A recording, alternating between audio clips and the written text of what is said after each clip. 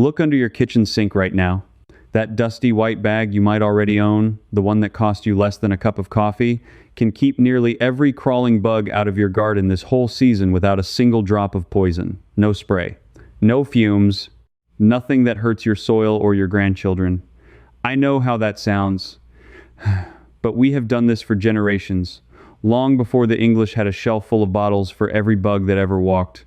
Here is the plain truth nobody at the big store will ever tell you. They make no money when a 50-cent powder does the work of a $40 spray, so they let you forget it exists.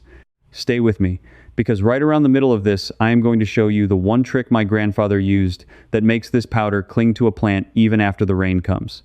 Most folks use it wrong and give up. He never did. Before we go further, do me one favor. Drop your growing zone or your state in the comments, just a word or two, so I know who I am talking to and what bugs you are fighting. Down south, you have different trouble than we do up here. I grew up in Lancaster County, Pennsylvania. I still remember being 7 years old, standing in the grain shed with my grandfather while he ran a scoop of fine white dust through a bin of wheat, slow and careful, the way you would salt a stew. I asked him why. He said, "So the bugs leave it be, and the wheat keeps till spring. That dust is what this whole video is about." Let me tell you what it actually is, because once you understand it, you will never look at a bug spray the same way again. That white powder has a name the outside world made complicated. Diatomaceous earth. Say it slow and it sounds like a chemistry class. But it is not a chemical at all. It is stone. Ground up stone, softer than chalk, made from the shells of tiny water creatures called diatoms that lived and died in ancient lakes and seas millions of years ago. When those creatures died, their shells sank and piled up and pressed into soft white rock. Men dig it out of the ground, crush it into powder, and that is the whole story. No factory brewing, no secret formula, just something the good Lord left in the earth long before any of us got here. Now here is why it works, and this is the part that will stick with you. Under a microscope, that soft powder is not soft at all. Each little grain is covered in edges, sharp as broken glass. To you and me it feels like flour. To a bug with a soft body and no bones, it is a field of razors. A bug does not have skin like we do. It wears its skeleton on the outside, and that shell is coated in a thin layer of wax and oil that holds the water inside its body. That waxy coat is the only thing keeping the little thing from drying out. When a bug crawls across this powder, two things happen at once. The sharp edges scratch through that waxy coat, and the powder itself drinks up the oil and moisture like a dry sponge. The bug cannot hold its water anymore. Within hours to a day or two, it dries out completely and dies. Not from poison, from thirst it cannot fix. That is the beauty of it. A bug can grow used to a poison over the years. Whole families of insects have learned to shrug off sprays that used to kill them dead. But a bug can never learn to grow around glass. It cannot evolve past being cut and dried. The method is as old as the stone itself, and it never stops working. The English world only made this official in 1960 when it was first registered for pest control in the United States. 1960. My people were already running it through grain bins a generation before that paper was ever signed. They did not need permission from anyone to know what worked. They just watched and remembered and passed it down. But here's where most folks ruin it before they even start, and this is what keeps them buying the expensive bottles instead. Because they buy the wrong kind. There are two kinds of this powder, and telling them apart will save you a world of trouble. One kind is called food grade, the other is called pool grade or filter grade. They look nearly the same in the bag. They are not the same at all. Pool grade has been cooked at high heat to change it for filtering swimming pool water. That cooking turns the silica into a hard crystal form that is dangerous to breathe and useless for killing bugs. Food grade is the raw, gentle kind. The kind safe enough that folks stir a spoon of it into feed. That is the only kind you ever want for your garden. So when you go looking, your eyes are hunting for two words only. Food grade. If the bag does not say food grade right on the front, you set it back down and walk away. A bag that says food grade runs you just a few dollars and lasts you years. That is where your 50 cents a season comes from. A little goes a very long way. Now, why does the big store never point you to the cheap bag? Because there is no money in it for anyone. Nobody earns a commission steering you toward a $3 sack of groundstone that outlasts a dozen spray bottles. The whole business is built the other way around, and it always has been. But knowing what the powder is only gets you halfway. Using it right is where people fall down. So let me show you exactly how. Because the difference between it working like magic and doing nothing at all comes down to one word. That word is dry. This powder only works when it is dry. Remember, it kills by drinking up a bug's moisture and cutting through its waxy coat. When the powder itself is soaking wet, it cannot drink anything, and the sharp edges are all stuck together in mud. Wet powder is just a smear of white paste that does nothing. This is the single biggest reason people try it once, see no results, and go right back to buying bottles. So the first rule is simple.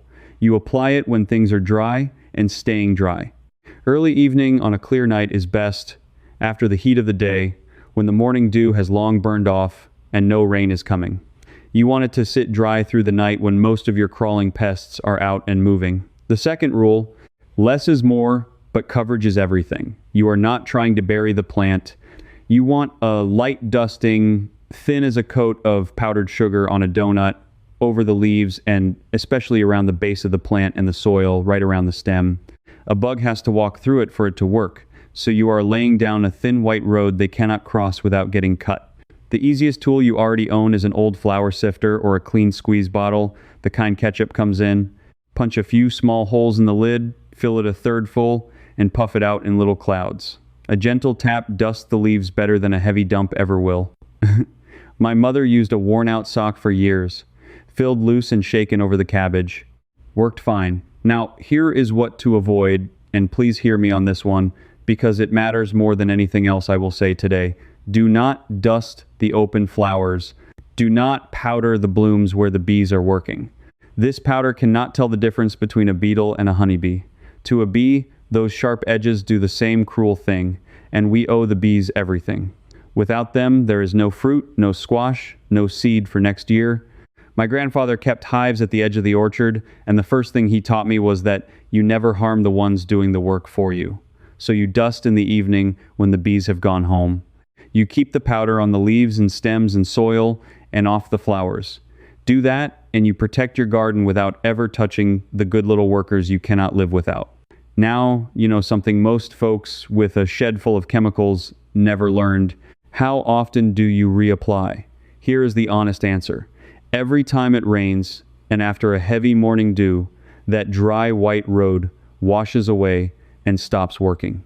So you dust again once things dry out. In a dry stretch, it can hold for a week or two. In a wet season, you are out there more often. That reapplying is exactly the frustration that sends people back to the store, and it is exactly the problem my grandfather solved with the trick I promised you. We are almost there. But first, let me show you which bugs this actually stops, because the list is longer than you would guess, and it answers the question I see asked over and over in the comments of every garden video. It works on almost anything that crawls on its belly or on many legs and has that soft, waxy body. Ants marching in their lines. Slugs and their slime trails, though for the soft ones you lean on that drying power hard. Roaches. Earwigs. Those pincher bugs that hide under everything. Fleas in the yard. Ticks in the tall grass at the edge of the lawn. Those hard little squash bugs and the cucumber beetles that ruin a vine. Aphids, when you can reach them. Even bed bugs indoors, which is a whole story of its own. What it does not do is poison things from the inside or kill on contact the second they touch it. This is not a spray that drops a bug where it stands. It is patient. The bug walks through, picks up the dust, and dries out over the hours that follow. If you want instant, this will disappoint you. If you want steady, season-long protection that never lets up and never wears out its welcome, there is nothing better for the price. So before I hand you that grandfather's trick, let me hand you something that puts every bit of this in one place you can keep forever. Picture yourself out there next Saturday, dust bag in hand, standing over a bed you already lost to slugs last summer, wondering if you are laying it thick enough, in the right spot, at the right hour, and whether it will even hold. That doubt is the thing that sends good folks back to the $40 bottle. My collection, the Complete Garden Field Edition, takes that guesswork away for good. The Garden Blueprint shows you the one systematic mistake that makes every fix temporary, so your white line stops washing away and quitting on you. The Harvest Blueprint goes deeper. colony kill fire ant science that targets the mound you cannot even see, and precision wasp removal that leaves your pollinators completely untouched, which matters to a gardener like you who guards the bees. And the full field edition hands you a diatomaceous earth and borax quick reference field card, plus a 30, 60, 90-day yard rescue calendar, so you always know what to dust and when. Here's a test you can run tonight for free, no book needed. Go read the front of that bag under your sink and confirm it says food grade. If it does not, you just found the reason it never worked.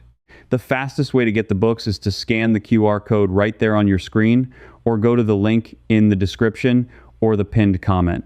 And the good part is this, the whole system runs on about $20 of household stuff you likely already own, safe for kids, pets, and your patients. So you are recovering the old ways, not buying new bottles. Now, back to that wall, every gardener hits the rain, the dew, and the trick that beats them both. And there is the deeper thing the big companies would rather you never sit and think about. A poison spray gives you a fast, satisfying kill, and then it is gone, and the bugs come right back, and you buy another bottle. That cycle is the whole business. You are not a customer to them. You are a subscription. The powder breaks the cycle, and a broken cycle is bad for business. Now, I can hear some of you already. You are thinking, this is fine for a fellow starting a brand new garden bed, but my yard is old. My beds are established. My roses have been in that same corner for 20 years. This is not for me. Friend, it is especially for you. Let me show you why, and give you something you can do this very weekend with what is already in your yard. An established garden is actually easier to protect, not harder, because you already know exactly where your trouble is. You have watched that same rose bush get chewed every June. You know, the ants own the base of the apple tree. You know, the slugs come out of the shady bed by the north fence. You are not guessing. You have years of watching to draw on. That knowledge is worth more than any product on any shelf. So here is the weekend job. Walk your garden slow, the way my father walked his fields, and find the runways. Bugs are creatures of habit. They follow the same edges, the same stem lines, the same cracks in the walk, the same base of the same fence post. You will see the chewed leaves, the slime trails, the little piles of sawdust, dust where something is boring in. Now you lay your thin white line right across those runways. Not the whole garden, just the paths they use. A ring of powder around the base of the tomato that always gets hit. A line along the bottom board of the raised bed where the slugs climb in. A dusting on the soil under the rows where the beetles gather. You are cutting off their roads, not carpeting the world. For an old brick or stone path where ants march, sweep a little powder right into the cracks with a broom. It sits down in there dry and protected, out of the wind, and keeps working far longer than powder out in the open. My grandmother did this along the seams of the porch stone every spring, and we never once had ants in the summer kitchen. For a fence line or the foundation of your house where things creep in, lay a band of powder a couple inches wide right along the bottom. That becomes a barrier a crawling bug will not cross. This is the same reason it works so well indoors, along baseboards and under appliances, in the dry, hidden places where it never gets wet and just sits there doing its quiet work for months. And here is a gift for the folks with chickens or a dog, and I know a good many of you have both. This same food-grade powder, dusted lightly into the spot where your birds take their dust baths, helps keep the mites and lice off them the natural way. Our flock had a shallow box of dry dirt and wood ash and a handful of this powder mixed in, and they would roll in it happy as anything. The old-timers knew this 100 years back. A little worked into a dog's bedding does the same against fleas, always the food grade, always kept out of their faces so they do not breathe the cloud, but worked in gentle and low. So no, this is not just for the fellow starting fresh. An established yard is where this powder shines brightest, because you already know your enemy's every move. But all of this still has that one weakness hanging over it, the rain, the dew. Every gardener who has ever tried this hits the same wall. You dust it Saturday, a Tuesday storm rolls through, and by Wednesday your white line is gone and the bugs are back. That is the wall that sends people back to the store, defeated, thinking the old way just does not hold up. My grandfather never hit that wall. And the reason is a trick so simple that when I tell you, you are going to wonder why nobody ever said it out loud. It was not written in any book we owned. It was just handed down, mouth to ear, the way the important things always were. And it is the very thing the powder makers have the least reason to ever explain, because a barrier that survives the rain is a barrier you almost never have to replace. Here it is. You do not always apply this powder dry. When you want it to last, you apply it wet. I know. I just spent all this time telling you it only works when it is dry, and that is true. So listen close, because the how of it matters. You take about a quarter cup of the food grade powder and you stir it into a quart of water. Some folks go a little heavier, up to a half cup. You stir it into a thin, milky slurry like watered down paint.